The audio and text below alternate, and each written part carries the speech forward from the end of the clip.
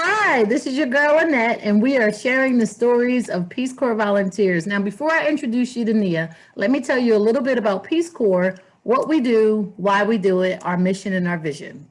So, the Peace Corps is a service opportunity for motivated change makers to immerse themselves in a community abroad, working side by side with host country nationals to impact their most pressing concerns. The Peace Corps mission is to promote world peace and friendship by fulfilling three goals. One, to help the people of interested countries in meeting their need for trained men and women. Two, to help promote a better understanding of Americans on the part of the people served. And three, which is what we're doing today, to help promote a better understanding of other people on the part of Americans. And today we have Nia, who is going to be sharing her Peace Corps service. Hi, Nia. Hello, Annette. Thank you for having me. It is such a pleasure. I am so excited to hear about your service. So, where and when did you serve? Okay, so I had the awesome opportunity to serve in Sierra Leone uh, from July 2017 to 2019. Okay. And what language do they speak in Sierra Leone? So they spoke all different types of languages.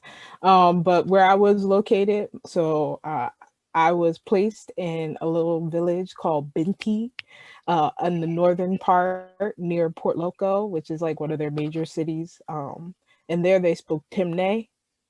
Oh, Okay. So Seke, second. that means hello. Yes. Hey. Yeah, you got it. You got it. Okay. So, did you learn Timne? Yeah, I learned enough to make it around, you know. Okay. It was definitely I got pretty far while I was there, but it really dropped off since going. I haven't had anybody to practice with. Oh, and it does. I got my Madame Ranama Kwekwe books back here. So every now and again, if I need to pull something out, you got Right, your study book. right. I don't use it that often, not at all. No.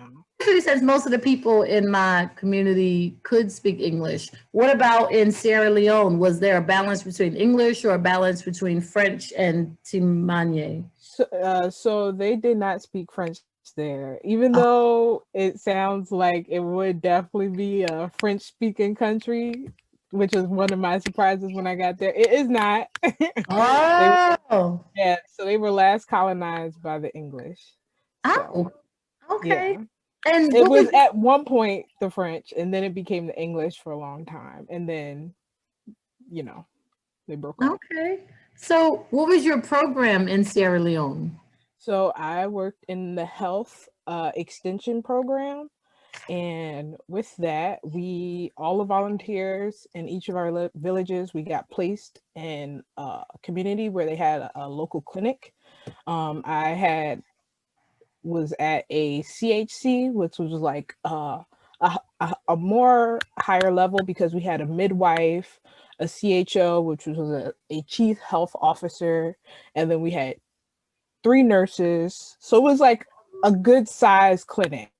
It wasn't like one of the little small ones. It was a good size. We had two buildings, one for education and the quarters, and then we had the main building where they did the deliveries and the Wow. mother baby checkups and the regular health. Did you live there at the compound, or did you live with the family, or did you have your own separate location?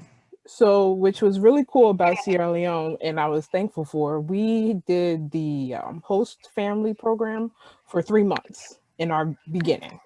So it was really good, helpful, super helpful for getting to learn the language, the money, the people, the surrounding area, having people watch your back because Yes. you need it when you go to a different country, you know. But it was good to have your family. I still call my mom, well, her name was Kadiatu, but she's still my mom from over I there. got to. Nice. Yeah, Okay. yeah. So after living with Kariatu and her family, you were then placed in your own place, or you were on a contract Mhm. where the clinic was? So I was lucky. I had a really good situation. I in my village was so big. We had two schools and the clinic. So I had my home was one of the schools like compounds. It was on the school compound. Okay, So okay. I was in a good place. I was in a safe area. It was all teachers who lived around me. I lived right next to the principal, who was also the imam for the community. Oh, So nice. I had all the protection, like all the way around. I was blessed. Nice. Yeah, and then my clinic was just like 5-minute walk from my house. Okay, so you were based at the clinic. Did any of your projects or initiatives include the school where you were living? Sure did, sure did. I was able to do two school programs while there. So it took me a while because it was kind of intimidating at first, being in this new place. So for the first 2 months, our program director, Lonnie Bourne, I don't know if you know him, but he told us, just get to know the place. Just, get the lay of the land. Don't even worry about working like that because it's not about that. You're not going to be able to do that. The people don't know you. They don't trust you. They're not going to open up. No. So I did that. I just mingled, adapted, got on my people, got my families that I could go to get some food, get some rice. So after doing that, then I was able to start doing like at the clinic. First, they started me with helping them weigh and do the routine for the mother baby visits. So I Uh-huh. got to see the whole process for that. See, like it was sponsored by the Ministry of Health there. So they did the weighing, they did the feedings if necessary, if the children were malnourished. Um, they gave the mothers supplements if they were malnourished, all different types of things, all the immunizations for that village and all the surrounding villages. Um, Ah, and then at the school, I was able to, I worked my way in small, didn't want to jump in too fast. So me and the CHO at that point, he, he walked me through, we would do like maybe a 10-15 minute spiel on different topics of health related to kids in the adolescent to like teenage years. right. Um, we did that for a couple months, just working in maybe every week to every 2 weeks, depending on our schedules. Okay. And then after that, I felt more comfortable. We started me and my buddy for that area, his name was Sori. He was like my counterpart for the health clinic. He also worked at the clinic. He was like, uh, I would call him here, his equivalent would be like a medical aide. Okay. So yeah, he didn't have a specific title, but that's what he was. And he did whatever else the nurses needed. But me and him, we did a health slash science after school program. So like we would just teach the kids about the basic. Well, my focus for that was malaria prevention, wash, and hygiene. Okay. So that was my biggest focus. Just So so that you know, I am uber impressed that it took you, you said 2 months to get like acclimate. I'm not even going to lie. My serve, just so that you, if you don't know, your service is for 2 years and some right, now allow you to extend. My first right. year was me moving around my community, getting to know people, and then letting those people basically connect me to people or vouch for me to be able to start a project with a counterpart that wanted to do something Hmm. continue. So that 2 months is impressive. So don't say it like it took me 2 months. Girl, that's a record.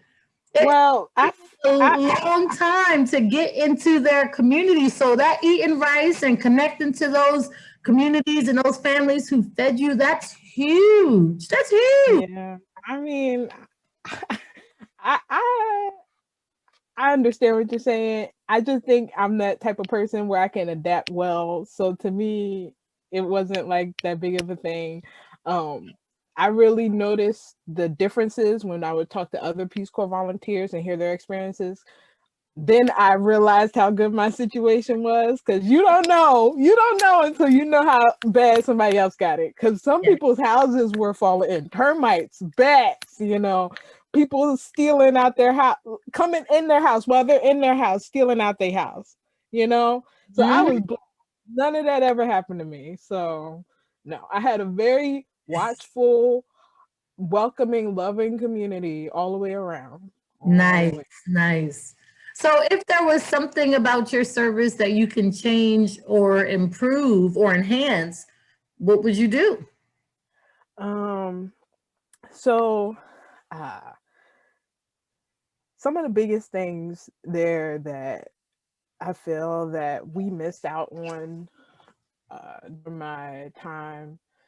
One, Sierra Leone was a difficult situation country because they had the war, and Peace Corps was there before the war, and then the war paused it for a really long time, and then people came back, and then it got paused again because of Ebola. Mm, And then we were like the second group back. So it was all brand new for the country again, and it was hard. That was actually the first year for the health program. So we were the first, it was real brand new. So we were trying to create foundation. right, It wasn't really about, they didn't set our bar too high, right. but, you know, so I wish for that, you know, I don't know if there's anything we could have did, but I just wish we had more support in the health community, because like, although we had an awesome uh her name was Umo, and she was like a mover and shaker in the health community in Sierra Leone. But Okay, like, it was only one of her. I wish we had three of her, okay. because everybody's all over the country. And even though we had Lonnie, he was, you know, trying to set up the houses, trying to deal with the program manager stuff. And she was like our real community, how to work in it. But then she also didn't stay that long because she had another opportunity, which I was happy, because she really, she was one of the people you're like, you're going places, you're moving. Yeah, yeah. So it was good to see her move on. But I was like, we need people like her for this program, at least to get it started. So I wish we had more people like her. Okay, and she was a host country national or she was a volunteer? Yes. No, she was a host country national, Okay, okay. who was also like our trainer. Oh, She, yeah, yeah. oh, So that's huge to have like a great, insightful, connective, authentically active in their communities or with their different networks of people, like yeah, to kind of set you up or at least to get you introduced. So that was pretty cool. yeah. So how did you learn about Peace Corps? Oh, so I am, I guess, a Peace Corps legacy, kind of, because my Uncle Ron, he was a Peace Corps volunteer. I'm not sure of his years, 90, 99. What Yeah, was girl, it? he I think he did like 4 years. He was like two. He was one of them, he's not going home people. Yes. So that inspired me since I was a little kid. I saw him take that trip. I actually got to visit him in his country. He was in St. Lucia, and it was beautiful, and I loved it. And I just wanted to have an experience like that. So I said, once I finished college and I had the opportunity, that's what I was doing. And I told Peace Corps to send me anywhere, and gave it to them, and they, I don't know. I've been blessed the whole time. I was blessed from the day I applied. So, it was Nice, good. nice. So Ron is actually the one who actually told me about Peace Corps as well. So Really? looking for an international opportunity, and I had applied to Carnegie Mellon, didn't get accepted, was in my feelings, and was like, Mm. get abroad to get that international experience. And he was like, do Peace Corps. And I was like, what? Who does Peace What Corps? is that? Like, is that a thing? And he was like, Annette, are you serious? Mm-hmm. Hey, I check it out to see what's going on. You know, It's worth it. I be it trying to recruit was. people all the time too. Well, I like to encourage a variety of people to go, which is another reason why I wanted to host this share or this exchange of volunteers and where they served, because where they served, who they are, the diversity of the volunteers who go and where they do service and how it impacted not only them, but the information and resources that they come back with from the countries that they went to. Like, it's been awesome, like learning about Yeah. different countries. Some of the languages I have never, you said Timani, is it Timani? Timone. Timine. Have never heard Mhm. of Timine spoken in Sierra Leone. I would have thought it was French. And you're like, No. not even what they speak. It's Well, English. Timone is one of the tribal languages, but all around the country they speak Creole. That's like the broken English.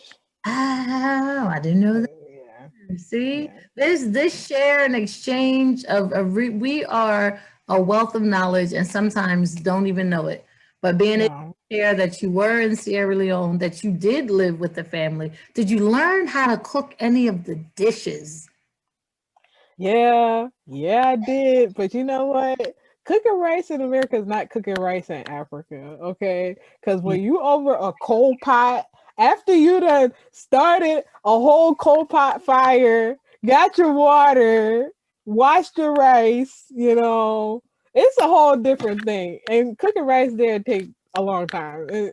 But I'm thankful I got that skill and I Yes. can throw it on. I can make some beach and some plazas and eat. Oh, okay. Note to self, make sure I get some plaza the next time I see Nia. Mm-hmm. Get some cream cream. Is Something. is is there anything in your service that you took or something that you took to Sierra Leone and you was like, I don't know why I brought an electric toothbrush and I was living in a place that didn't have electricity, or I don't know why I bought these 6-inch stilettos and I was in sand and dirt, had nowhere to wear them. Is there something that you brought to your service and you was like, I don't know why I did it? Um, so like I was lucky I had my uncle and he helped me pack a lot. But Ah, yeah, he did. He helped me pack a lot. But I still, because I have a problem, and my grandma, we have a problem with overpacking. We like bag ladies. So I had the most luggage, Annette, on the day we was leaving, I'm so glad my mom and my grandma came to the airport because I was so over. They had to take stuff. They had to take stuff because I was that old. I was about to cry in the airport because I'm like, I'm not about to be able to go to Peace Corps because I got too much stuff. Yes. that Yes. I'm so just so that you know, I'm not laughing at you or laughing with you. Nah, look, I was laughing too because after that day, I was laughing because I was really shook. I was like, God, please don't let me miss this plane. I So done wait, did all of this you packed for the whole 2 years for real, for real. for real, for real, for real, for real.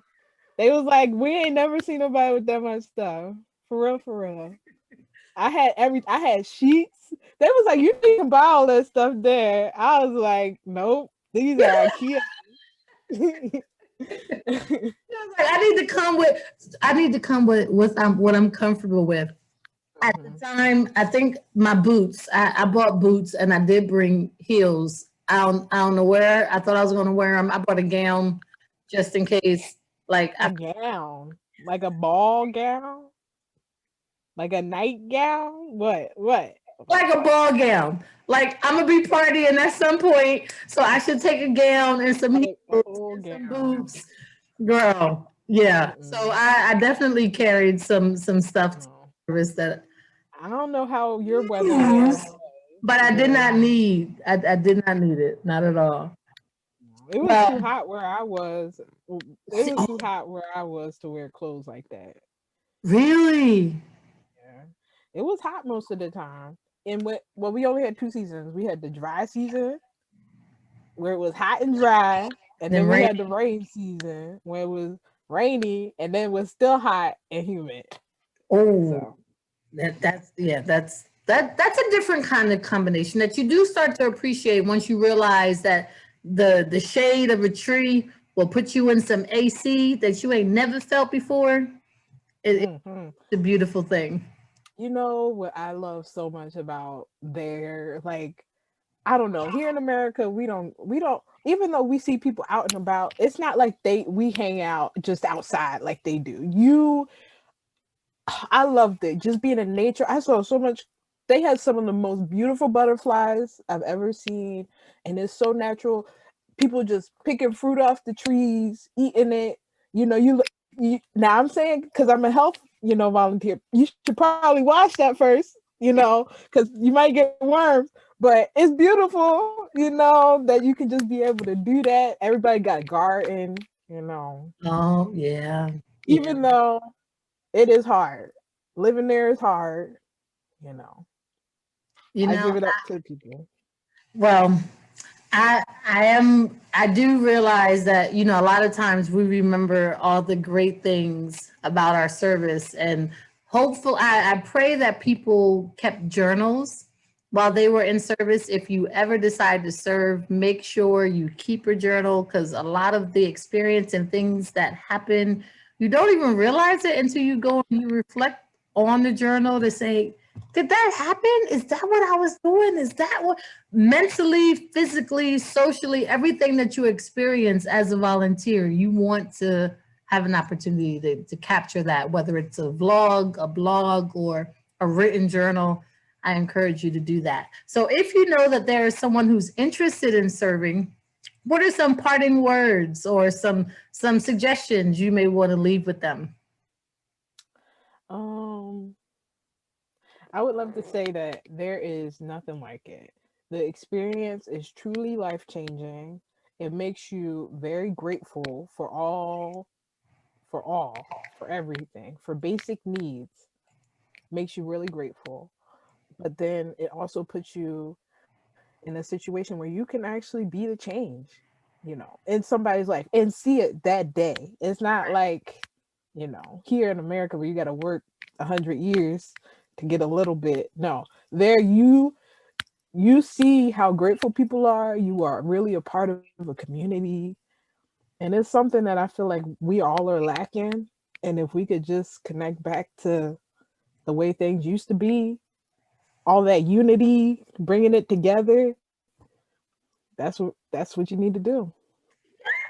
Yeah, that is a perfect closing wrap up. Bring it back together. That's what I'm hoping this series, or a part of what I'm hoping this series will do for people, and will encourage people to check out Peace Corps. So from leading health campaigns like Nia had, to boost local entrepreneurship, to educate health and wellness, teaching digital literacy, Peace Corps offers a range of opportunities for you to make a difference. And no volunteer has the same experience as any other volunteer, even if they're in the same country. Each one of us have had a very unique experience. If you are interested in finding out more, learning more, please check out peacecorps.gov. There's a page on there where you can reach out to a recruiter. There is also a page where you can connect to other volunteers. And most of us are on Facebook, Instagram, some social media. And if you look up Peace Corps, you'll find one of us. And most of us are more than happy to share our experience. Nia, thank you so much for joining us today. Thank you, Annette. I loved it. Thank you. I appreciate you sharing about Sierra Leone. Now Oh. check it out. I love that. Mm. How do you say bye in Timari? Timone, Timene? How do you say? uh, honestly, I forgot. Oh, okay. You caught me off. But I'll say this. Encanto Cru, which means in God we trust. Encanto Crew. Yeah. Very much. Yeah. Thank you.